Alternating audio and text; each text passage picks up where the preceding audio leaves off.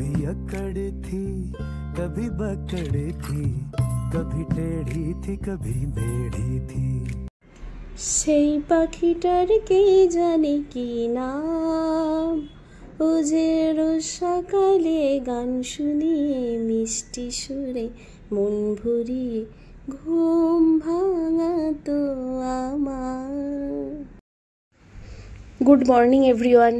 দিনটা শুরু করলাম অনেকটা এনার্জি নিয়ে, এখন সারাদিন ধরেই চলতে থাকবে। আজ আমি ব্রেকফাস্টে বানাবো সিমুই উপমা। চলুন রান্না করতে করতে গল্প করা যাক। এই রেসিপিটা আমি আমার হাজব্যান্ডের কাছ থেকে শিখেছি। আমরা দুজনেই খুব পছন্দ করি এই রেসিপিটা। আমি কিছুটা সিমুই কড়াইয়ের মধ্যে নিয়ে নিয়েছি, এটাকে ভালো করে ভেজে নেব। এখন সিমুইটা আমার ভাজা হয়ে গেছে। এরপর কড়াইয়ের মধ্যে আমি ঘি দেব। ঘিটা আমি খুব পছন্দ করি এই খাবারে। আপনাদের যদি না ভালো লাগে আপনারা তেলও দিতে পারেন। এরপর এর মধ্যে ফোড়নে আমি একটু কালো সর্ষে আর কারি পাতা ইউজ করব। কালো সর্ষে আর কারি পাতার স্মেলটা কিন্তু খুব ভালো লাগে। সবজি কিছু নিয়ে নিয়েছি, এর মধ্যে আমি ক্যাপসিকাম, গাজর আর পেঁয়াজ অ্যাড করেছি। আপনারা চাইলে এর মধ্যে বিনস, কর্ন, মটরশুঁটি এগুলো দিলেও খুব ভালো লাগে। আমার কাছে ওগুলো ছিল না, তাই আমার কাছে যা ছিল আমি ওটাই ইউজ করেছি। সবজিটা দেওয়ার পরে একটু কাজু বাদাম কিশমিশ অ্যাড করে নেব। এই ব্রেকফাস্টে বাচ্চা থেকে বয়স্ক সবাইকেই দিতে পারেন। এটা খুব হেলদি এবং ভালোও লাগবে। পরিমাণ মতো নুন দিয়ে সবজিগুলোকে আমি ভালো করে ভেজে নেব। এরপর এটাকে ঢাকা লাগিয়ে আমি একটু সেদ্ধ হতে দেব। সকালবেলায় ঘুম থেকে ওঠা খুব একটা কষ্টকর ব্যাপার, মানে এখন সবারই হয়ে গেছে। রাত্রে মোবাইল দেখে লেট ঘুমানো, সকালবেলা লেট ওঠা, রাত্রে তো ঘুম আসতেই চায় না। রাত্রেবেলা মোবাইল ছাড়তে চায় না, সকালবেলা ঘুম ছাড়তে চায় না। দুজনেই আমাদেরকে খুব ভালোবেসে ফেলে, তাই না? কথা বলতে বলতে আমি দুটো কাঁচা লঙ্কা আর একটু হলুদ অ্যাড করে দিয়েছি। এরপরে সিমুইটা দিয়ে ভালো করে একটু মিশিয়ে নেব। সিমুইটা ভালো করে মিশিয়ে তারপরে এর মধ্যে পরিমাণ মতো মিষ্টি আর একটু নুন দিয়ে দেব। দিয়ে এর মধ্যে যতটা পরিমাণ সমপরিমাণ জল লাগবে ওই জলটাও অ্যাড করে দেব।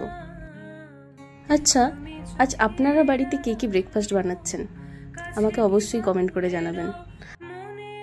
আচ্ছা, যারা এই রেসিপিটা বানিয়েছেন তারা জানেন এটা কতটা ভালো লাগে খেতে, কিন্তু যারা বানাননি তারা মাস্ট বি একবার বানাবেন। আমি শিওর আপনাদের খুব ভালো লাগবে।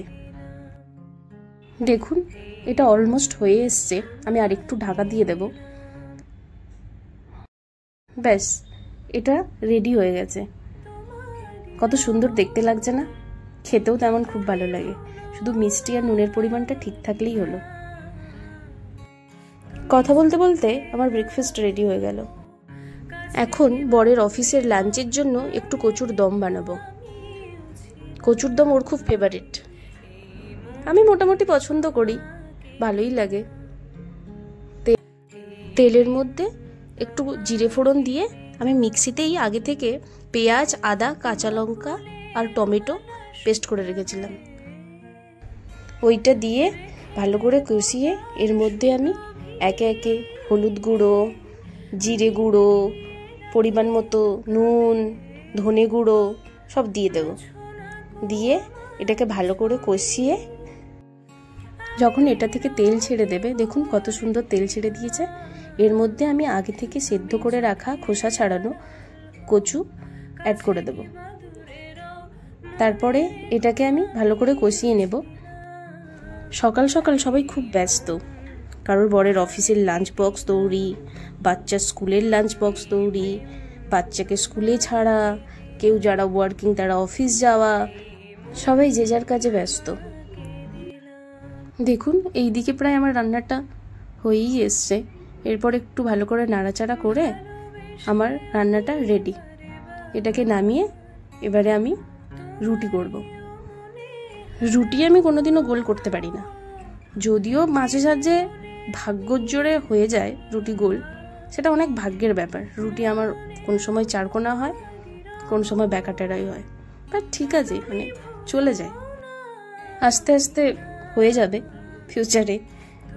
আর যদিও আজকে আমি ভিডিওর জন্য খুব ভালো করেই রুটি চেষ্টা করেছি এবং গোলও হয়েছে একটা। এই রান্নাবান্নার জগতে আমিও নতুন। হ্যাঁ, ছোটোখাটো করে নিতে পারি, কিন্তু সব একদম প্রপারলি এখনো অবধি আমার হয়ে ওঠেনি।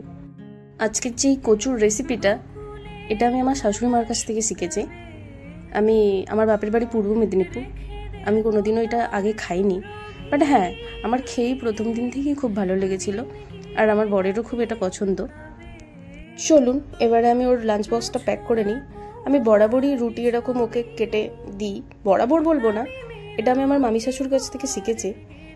এতে প্রপার বক্সের মধ্যে ঢুকেও যায়, আর ওর খাওয়ার সময়ও ওটা সুবিধা হয়।